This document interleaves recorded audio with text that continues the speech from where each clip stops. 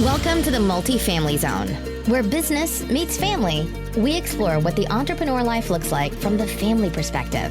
Now here are your hosts, Julia and Gino Barbaro.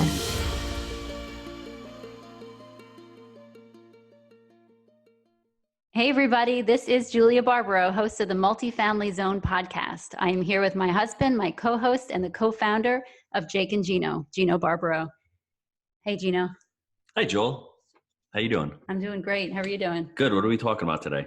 So today we're going to be talking about setting family goals. And we're just going to encourage you. And every time we have this podcast, it kind of encourages us to follow our own advice. So just to spend more time together as a whole family. We talked once about spending time individually, taking the kids out separately. We talked that with Jim Shields. Great podcast. But this is more of, let's spend time together. Let's get goals together as a family and figure out, what everyone's interest is and try to put that all together. So let's take goals from a different perspective first. Let's talk about business goals or financial goals that I'm used to setting.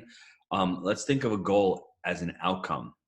Don't be too much attached to the outcome of the goal, especially in business, but in the family, you should be attached to it, because if your goal is to go on a bike ride with your daughter, like I did today at 2:00, that has to get actually put in the calendar and scheduled, and that goal needs to be achieved. That's the most important goal of the day for me, believe it or not. At least now it has become. So a goal is an outcome.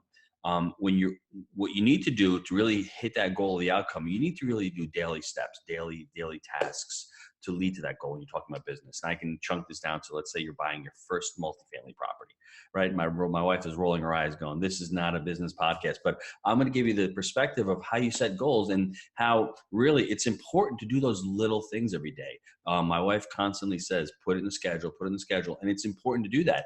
That's a system. That's a process that you need to follow. If you don't do that in a lot of things, you won't follow through on hitting that goal. Now, unfortunately, when you're doing multifamily real estate, the process is a lot longer. It might take you 18 months to hit that goal. So what are you doing every day that leads to weekly goals, that leads to like what you've done for weekly wins, that leads to the quarter, that leads to the 6 months, that leads to the year, that leads finally to the final goal, which is, or your outcome, which is that pinnacle of buying the property. So for me, I just think of when I want to do something with one of my children, I really have to put in the schedule. I really have to block it out. And that's part of the process that you need to get used to, because you'll say, I'll do it someday. Someday I will never come if you don't really plan it. Right.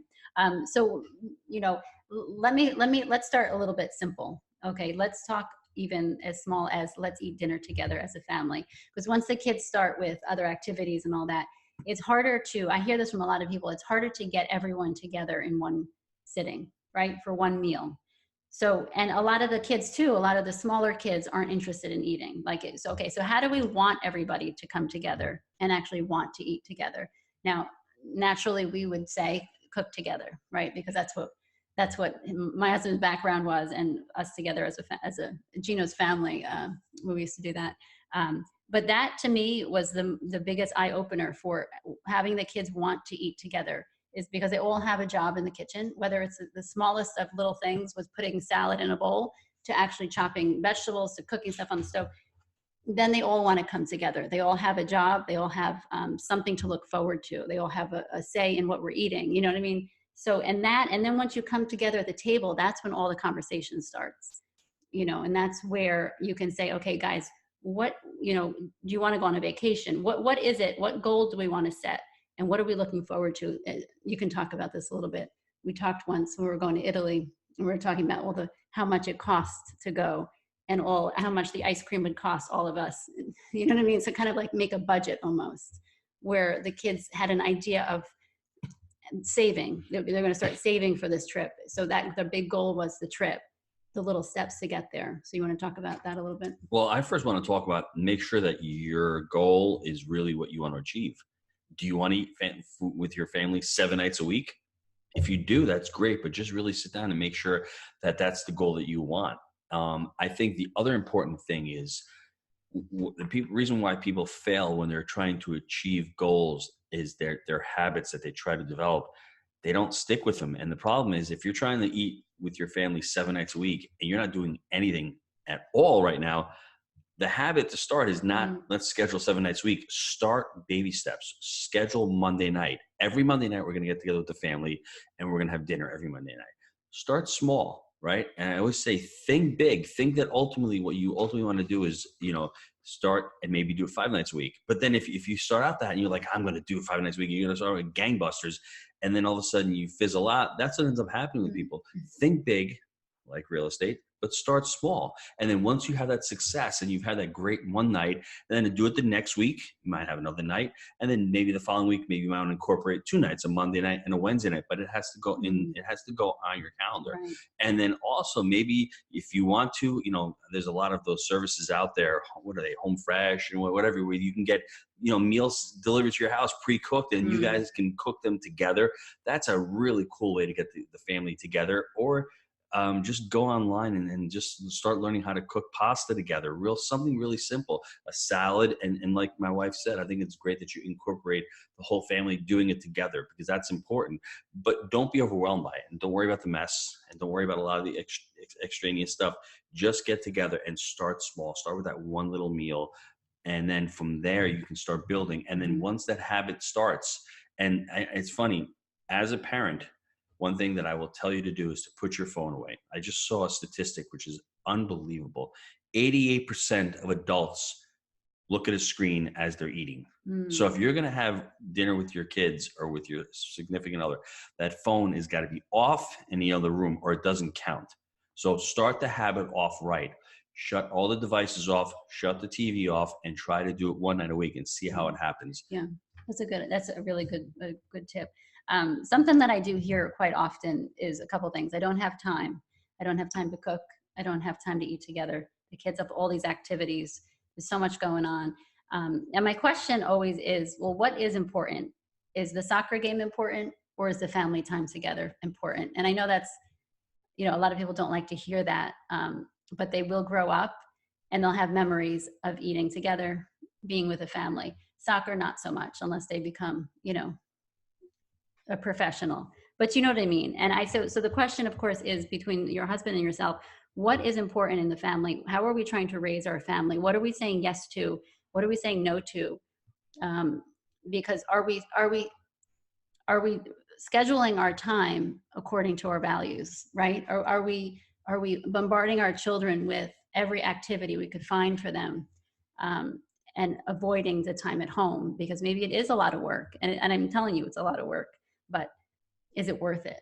And I would say yes. So that's crucial, my wife said, and I'm going to make this little quote in the shout out to Gabriella. It reminds me of what Mother Teresa says. If you're too busy to pray, then you're too busy. If you're too busy not to get around the table with your kids 1 night or 2 nights a week, then to me, you're too busy. And I was falling in this trap at the restaurant. I didn't have dinner at nighttime with the kids. That's one of the reasons that was painful for me. That was really bothering me, because a lot of the nights I'd have to work late. So how did I compensate that? By having breakfast in the morning with them, right? I had breakfast every morning before I went to work. So at least I had one meal throughout the day. And then what would be cool is a lot of the kids would come in and they'd work during the week with me, which was really cool. And then once or twice a week, the kids would come in and have lunch with me at the restaurant, which I like. So we tried to find time to fit it in. So that if you're too busy to get together, then like my wife said, there is priorities. And unfortunately, time flies. Before you know it, the kids are up and they're grown, and they didn't have that experience, that one-on-one dinner experience with you. And I think the other thing that's really important, my wife has been talking about food, but this is why people have really healthy relationships with food and with their bodies, is because they've been taught to sit down and enjoy a meal, right? That's important, that you sit down, you learn where food comes from, you prepare it together. It's such a great experience. When you think back on your childhood, I think back on my childhood, a lot of things pop up. Making wine with my dad. That was awesome when I was a little kid. I remember being in the garden all the time with him, growing grapes with him, picking tomatoes. And then I transferred that, and I did that with my children. And my kids would go. And now when we go to the store, they know exactly, it's all vegetables, it's all produce. They eat really healthy, and they have a great relationship with food. So that's why it's important to do that with your family, because nutrition and staying healthy and being healthy is really a key as you get older. Yeah. So what memories are they taking from their childhood, I guess, is a question that we constantly have to ask ourselves as the parents. Um, and also, it's funny because that's once you get to the table is where, when I said before, is the conversation that happens during the meal is so important, because is everyone welcome in the conversation? I know that there's always that one person that always, monopolizes the conversation, so that's something important to pay attention to, make sure everyone has a voice in the family, and everyone has ideas in the family, and gets a few minutes of time, um, to be noticed, very important as far as eating together. I love eating with my kids. What I really want to just transition into real quick, in October, we're having a live event, the 19th and 20th of October. It's the Multifamily Mastery Live 3. It's for investors, but more, my wife and I are doing at that event on Sunday, we're going to be doing a spouses workshop. Getting spouses together. If you can't bring your wife or your husband with you, you can attend by yourself. What we're going to be doing is really talking about communication and talking about, growing with your family, and it's going to be going on while the event is going on. So it's only going to be a couple hours long, but we want to get together 30 people. It's only limited to the first 30 people that sign up. So in the show notes, you're going to see a link to be able to sign up for the event. It's only going to be $30. So we're selling the live event tickets. You'll have that link. And then if you want to register for the spouses workshop, it's going to be a different part of the Gaylord Palms in a room itself, just with me and Julia doing this workshop. We just want to get, spouses together, and we think it's important that we were talking about it. Is your spouse on board? What was the word that you used? On board. Or is your spouse supportive of what you're doing? It's important that you communicate and that you're around other people who are trying to go on the same journey as you are. Unfortunately for me, I didn't have that, but my wife was so supportive of me that she said, try whatever you can. And I was fortunate that I met Jake, and I think his wife was very supportive of what he's doing, and she still is, because every time I go over there, there's tons of people at the house. She's always entertaining people, and she's really supportive of what he's done, and that's great. My wife is the same way, so it's important that your spouse and you communicate. And we're talking about goals. What are your goals? The family goals. That's really important. So if you're interested in coming, click on a link down below and sign up to see us at the workshop. It'll be great, definitely. So back to that, I just, as a parent, I guess, what is our responsibility? What is our responsibility to our children, and their upbringing, and how are we supporting them? And how are we, like I said, what are their memories that they're taking from their childhood? One thing that I've learned as my children get older, it's difficult because you're trying to tell them what to do, but as they get older, they have to start making decisions on their own.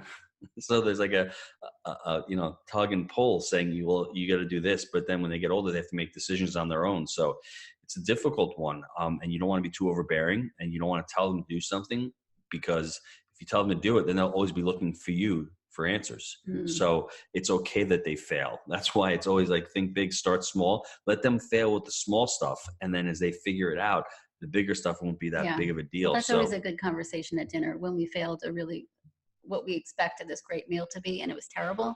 That's a good conversation. You know what I mean? What we would do next time, My wife cooks great, so I have no issues with that. So, and it's really cool because I think that's where the conversations start around the dinner table. And you know what? If you can't cook and you're not a great cook, how about going out to a small place, like a little trattoria, like a Gino's, where it doesn't have to be super expensive. I mean, we go out, there's 8 of us, unfortunately, but we can still go out and we can get pizzas one night. We can get Caesar salads one night. And it's just the experience in going out. And I think everyone should take their children out so they learn how to actually behave in public. We go out, and we had people over the house this past week, and they were amazed at how quiet the house is, because our kids know how to act in public and they know how to act in front of adults. So it's important that you start teaching your children when they're young. And one of the ways to do that is to bring them to the restaurant, sit them down, and let them eat with the adults. I think that's what's really important.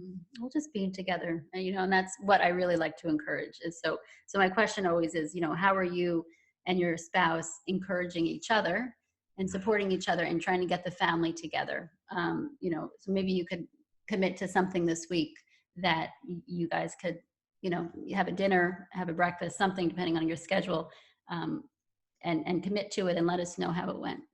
So she's giving action steps. I like that, huh? So That's a great action step. Plan out the week. Plan out your week. See what you're doing every day this week, and really block out time. And once it is in the calendar, it's like it's committed. You need to do it. It's like a business meeting. Take out an hour on a Monday evening from 6 to 7. Nothing else is going on. Prepare the food. Sit down and enjoy it. Sounds good. What other action steps do we have?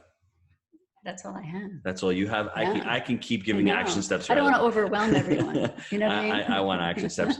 I mean, really start creating a family plan for what you want to do with your family. What kind of adventures you'd like to do. I mean, for me, I love to go bike riding with my children. So I want to do bike riding with my children. For me, I love to go onto the beach with the kids. So that's another action step, or another thing that I love to do with the kids. And Julia had mentioned the trip to Italy. I'm going to do it next year. It's not a bucket list thing. I just want to get the whole entire family there. So I'm going to start planning it now for next year. So that's my action item. But that's what I was trying to get at is to include the kids in that process of, sometimes we just take control of everything going on and we forget that they can be part of it. That's how they learn. And then when they experience it, they might experience it a little bit different because they were, they took part in actually planning it. That's what I was trying to get at. So please, if you have any questions, just leave them down below in the show notes, or you can email me at gino@jakeandgino.com as far as ideas, things to cook. I mean, pizza's great. I mean, what was great about it when we were in New York in the wintertime, I hated the snow, but at least I'd bring some pizza dough home and we make some pizzas. It'd be snowing, or just look up how to make gnocchi. We'd make fresh pasta, not really healthy for you, but you know what? It's so much fun. And we would make it, and then afterwards we'd cook it. So, involve them. When they're really young, maybe you get a plastic Play-Doh knife and let them cut with a plastic Play-Doh knife because it's not really dangerous. They can cut mushrooms. They can cut something that's really soft, an apple. And as they get older, teach them how to use knives and then let them be part of the family. I mean, I'm not talking like 8 years old, but I mean, our 13-year-old is using a knife right now. She's pretty handy with the knife. But well, your children. I think that's the best part. Is we know our children. We know what they're capable of, and I think that's important to remember. Anything else? Mm-mm. Well, we want to thank you for listening. If you get a chance, like I said, leave questions down below. We'd love to help you out on your journey with your family. And I just wrote a post today on Facebook that said, if you have children, you're already infinitely blessed. So we're blessed to have our kids, and I'm sure you guys feel the same way. Anyone, thanks for listening. We'll see you guys soon.